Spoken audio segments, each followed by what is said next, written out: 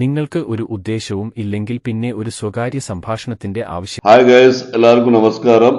ഇന്ന് നമ്മൾ ഒരു പുതിയ സംഭവമാണ് കാണിക്കാൻ പോകുന്നത്. അതായത് ആർട്ടിഫിഷ്യൽ ഇന്റലിജൻസ് ഉപയോഗിച്ച് നിർമ്മിച്ച ഒരു അവതാറിനെ കൊണ്ട് നമ്മൾ ഒരു പ്രോഗ്രാം അവതരിപ്പിക്കാണ്.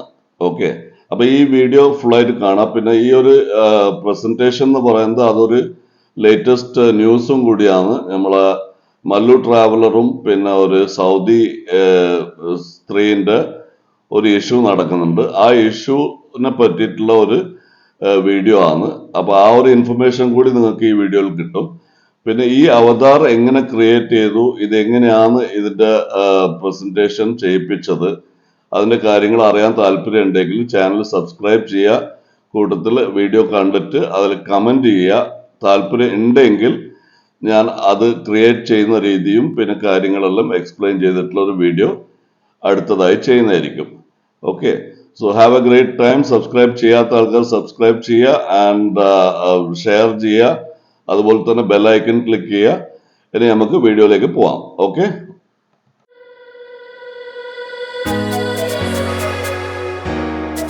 രണ്ട് പാർട്ടികളും അപ്ലോഡ് ചെയ്ത നിങ്ങളുടെ വീഡിയോകളിൽ നിന്ന് എനിക്ക് കുറച്ച് ചോദ്യങ്ങളുണ്ട്. ആദ്യം പരാതിക്കാരായ ദമ്പതികളോട്.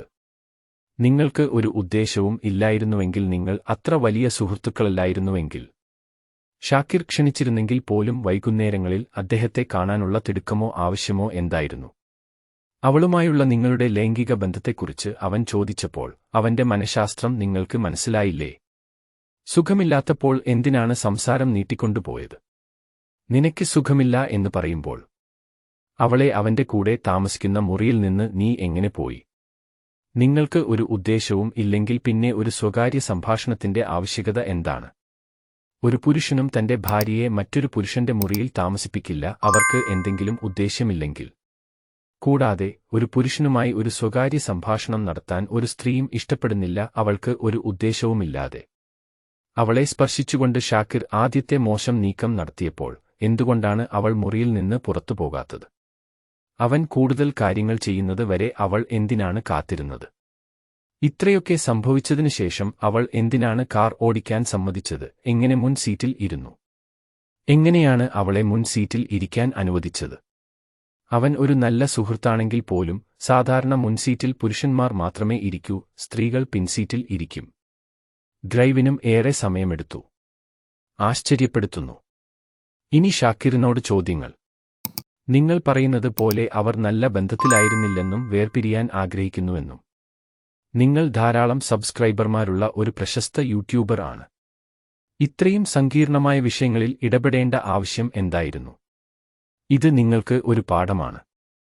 നിങ്ങളുടെ പ്രവർത്തനങ്ങളിലും കുടുംബത്തിലും ശ്രദ്ധ കേന്ദ്രീകരിക്കുക. അത്തരം സങ്കീർണതകളിൽ ഏർപ്പെടരുത്. ഒരു വലിയ സമരത്തിന് ശേഷം നിങ്ങൾ നേടിയതെല്ലാം നിമിഷനേരം കൊണ്ട് നഷ്ടപ്പെടും. ഇനി കേരള പോലീസ് അന്വേഷണം നടത്തി സത്യം കണ്ടെത്തട്ടെ. സത്യം ഉടൻ പുറത്തുവരും. നമുക്ക് കാത്തിരിക്കാം. ഞാൻ ഒരു അവതാരമാണ്. ഞാൻ എന്റെ രീതിയിൽ കാര്യങ്ങൾ വിലയിരുത്തിയിട്ടുണ്ട്. ഞാനും തെറ്റായിരിക്കാം. ഈ വീഡിയോ കണ്ടതിന് നന്ദി. എന്റെ ചാനൽ സബ്സ്ക്രൈബ് ചെയ്യാൻ മറക്കരുത്. ജയ് ഹിന്ദ്.